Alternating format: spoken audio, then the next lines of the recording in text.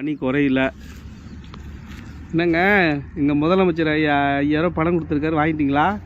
இல்லை ஓட்டு போட்டுருவீங்களா? நான் அப்ளிகேஷனே கொடுக்கல. ஏன்னா நான்லாம் பெரிய வறுமை கோட்டுக்கு மேலே இருக்கிறேன், பெரிய கோடீஸ்வரன். ஆனால் இல்லாதவனுக்கெல்லாம் காசு கொடுத்துக்கிட்டு இருக்காங்க. கட்சிக்காரங்களுக்கு இந்த லிஸ்ட்டில் வந்து காசு கொடுத்துக்கிட்டு இருக்கிறதா தான் எனக்கு தெரியுது. இன்னொன்று என்னன்னா, இந்த பொங்கலுக்கு 3 வருஷமாக பணம் கொடுக்கல. ஆனால் இந்த பொங்கலுக்கு கொடுத்துட்டாரு, எலெக்ஷன் பக்கமாக வருதுன்ட்டு.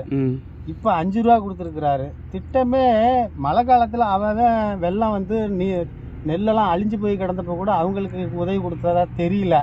ஆனால் இப்போ என்ன பண்ணியிருக்கிறாரு, கோடை கால சிறப்பு இதுன்னு 2000ங்கிறாரு. அப்புறம் 3 மாதத்துக்கு இந்த எலெக்ஷன் வருதுன்னொன்னே சும்மா நாச்சுக்கு பிஜேபி தடுத்துப்படும்னு ஒரு நொண்டி காரணத்தை சொல்லிக்கிட்டு இந்த பொய் மூட்டை அள்ளி விடுறதுல நம்ம முதல்வர் சூப்பர்னு வந்து வேர்ல்டு ரெக்கார்டு பண்ணலாம் போல இருக்கு. ஒரு நேரம் பேசுறாரு, ஒரு நேரம் மாத்தி பேசுறது. நீங்க ஒழுங்கா வரி கட்டணும். எங்க பாமர மக்களுக்கே இவருடைய பொய் வந்து நல்லாவே புரியுதுங்க. அவங்க கையில செல்ல வச்சுக்கிட்டு அன்றும் இன்றும்னு போட்டு போடுறாங்க. இவர் வந்து என்னன்னா அந்த துண்டு சீட்ல படிக்கிறத கூட சரியா பணி குறையில. என்னங்க எங்க முதலமைச்சர் ஐயா 5000 பணம் கொடுத்துருக்காரு, வாங்கிட்டீங்களா? இல்லை ஓட்டு போட்டுருவீங்களா? நான் அப்ளிகேஷனே கொடுக்கல. ஏன்னா நான்லாம் பெரிய வறுமை கோட்டுக்கு மேலே இருக்கிறேன், பெரிய கோடீஸ்வரன். ஆனால் இல்லாதவனுக்கெல்லாம் காசு கொடுத்துக்கிட்டு இருக்காங்க. கட்சிக்காரங்களுக்கு இந்த லிஸ்ட்டில் வந்து காசு கொடுத்துக்கிட்டு இருக்கிறதா தான் எனக்கு தெரியுது. இன்னொன்று என்னன்னா, இந்த பொங்கலுக்கு 3 வருஷமாக பணம் கொடுக்கல. ஆனால் இந்த பொங்கலுக்கு கொடுத்துட்டாரு, எலெக்ஷன் பக்கமாக வருதுன்ட்டு. இப்போ 5 ரூபா கொடுத்துருக்குறாரு. திட்டமே மழை காலத்தில் அவன் வெள்ளம் வந்து நெல்லெல்லாம் அழிஞ்சு போய் கிடந்தப்ப கூட அவங்களுக்கு உதவி கொடுத்ததா தெரியல. ஆனால் இப்போ என்ன பண்ணியிருக்கிறாரு, கோடை கால சிறப்பு இதுன்னு 2000ங்கிறாரு. அப்புறம் 3 மாதத்துக்கு இந்த எலெக்ஷன் வருதுன்னொன்னே சும்மா நாச்சுக்கு பிஜேபி தடுத்துப்படும்னு ஒரு நொண்டி காரணத்தை சொல்லிக்கிட்டு இந்த பொய் மூட்டை அள்ளி விடுறதுல நம்ம முதல்வர் சூப்பர்னு வந்து வேர்ல்டு ரெக்கார்டு பண்ணலாம் போல இருக்கு. ஒரு நேரம் பேசுறாரு, ஒரு நேரம் மாத்தி பேசுறது. நீங்க ஒழுங்கா வரி கட்டணும். எங்க பாமர மக்களுக்கே இவருடைய பொய் வந்து நல்லாவே புரியுதுங்க. அவங்க கையில செல்ல வச்சுக்கிட்டு அன்றும் இன்றும்னு போட்டு போடுறாங்க. இவர் வந்து என்னன்னா அந்த துண்டு சீட்ல படிக்கிறத கூட சரியா படிக்காம மாட்டிக்கிறாரு.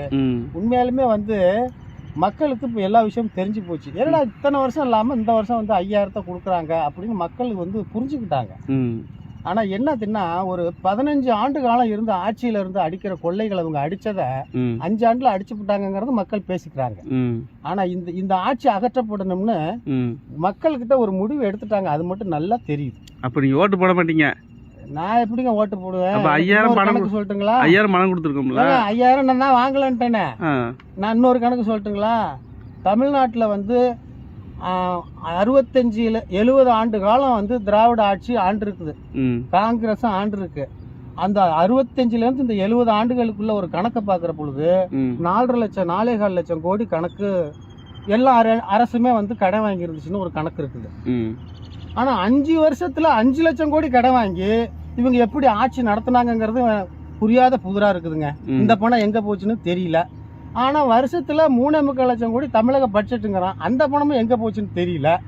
ஆனா வந்து ஒரு 5 வருஷத்துல 5 லட்சம் கோடி கடன் வாங்கின மாநிலம்னா அது தமிழ்நாடு. ஆனா பீத்திக்கிட்டு சொல்லிக்கிட்டு இருக்காங்க, நாங்கள் தமிழ்நாட்டிலே முதல் மாநிலம், மருத்துவத்துல முதல்ங்கிறாங்க. ஆனா ஆஸ்பத்திரியில லால்குடியில இவ்வளவு பெரிய கட்டடத்தை கட்டி வச்சுவிட்டு ஒரு மருத்துவர் செவிலியரையும் காணா, மருத்துவரையும் காணா, அங்கே பிரசவ வார்டுன்னு சொல்லி போட்டு ஒரு ஆஸ்பத்திரியை கட்டி வச்சு அதுலேயும் ஒன்றையும் காணோம். டாக்டர் கிடைக்க மாட்டாருங்க. நீங்கள் தாங்க எல்லாத்துலேயும் வேலையை நிரப்பி விட்டேங்கிறீங்க. அதாவது ஏன்னா இந்தியாவில் நாங்கள் மருத்துவத்தில் முதலிடங்கிறீங்க, கல்வியில் முதலிடங்கிறீங்க. இப்போ கேரளாக்காரம்லாம் முட்டாப்பையில இருப்பானோ என்னமோன்னு எனக்கு ஒன்றும் புரியலிங்க. டாக்டர் கிடைக்கல, இருந்த டாக்டர் மனப்பாருங்க. கேரளாவில் எல்லாம் படிச்சவங்கிறான், ஆனால் அவன் சரியா ஆட்சி பண்ற மாதிரி தெரியுது. இங்க எல்லாம் 100% நாங்க படிக்க வச்சுட்டோம் அப்படிங்கிறீங்க. ஆனா என்னன்னா எல்லாமே பாமரனா தான் வாழ்ந்துகிட்டு இருக்கான். அதுக்கு என்ன பண்ணலாம்? அதுக்காக ஓட்டு போட மாட்டீங்க? ஒண்ணு தெரிஞ்சுக்கங்க, எனக்கு சொல்லி கொடுத்த ஒரு ஆசிரியர், ஒரு தமிழ் ஆசிரியர் ஒண்ணு சொன்னாரு.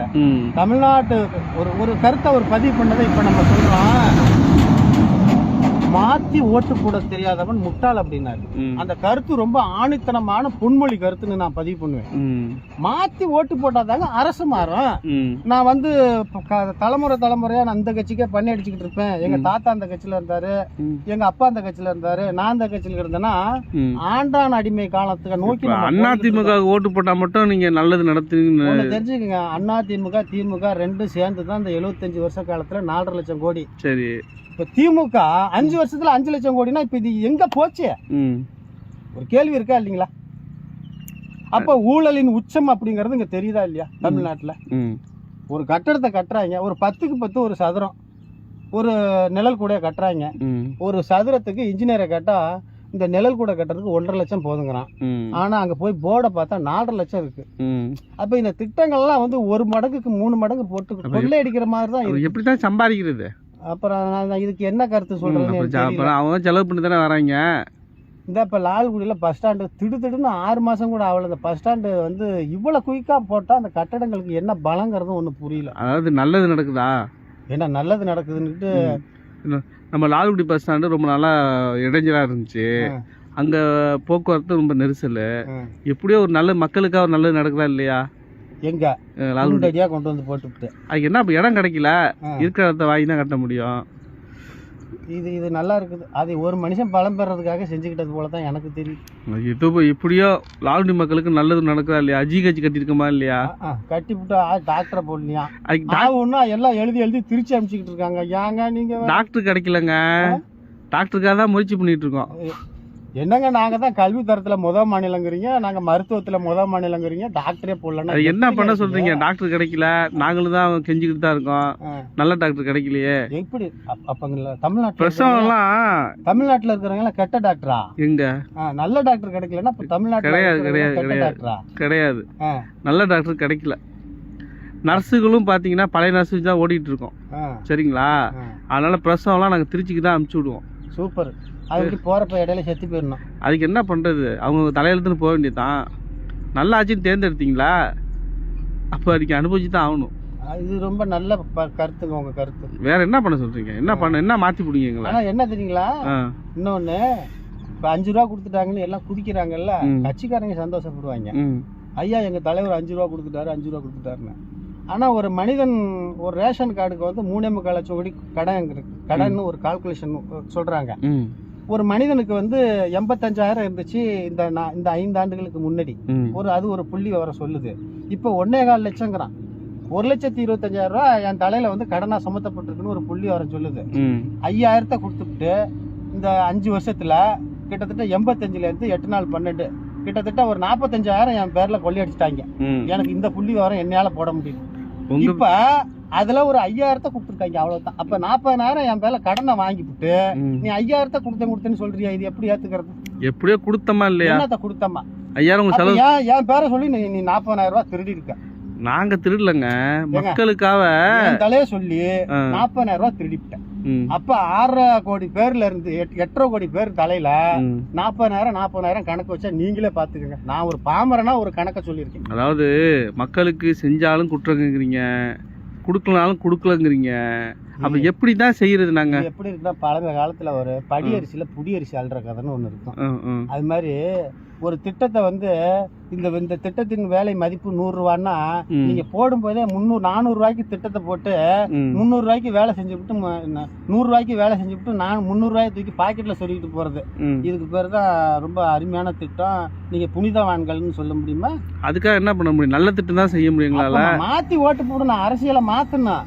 கேரளாக்கார மாதிரி தமிழ்நாட்டு மக்கள் வந்து இது இப்படியா இந்த உன்னை ஒரு 5 வருஷம் ஒதுக்கி வைக்கிறேன், அடுத்து உன்னை 5 வருஷம் கொண்டு வர்றேன், அப்படிதான் செய்யணும். திருப்பி வர முடியாதா? நாங்களாம் இந்த சூழ்நிலைக்கு வந்து ஒரு பாமரனா ஒரு பார்வையில பார்த்த பொழுது சூழ்நிலை சரியில்லை தான்.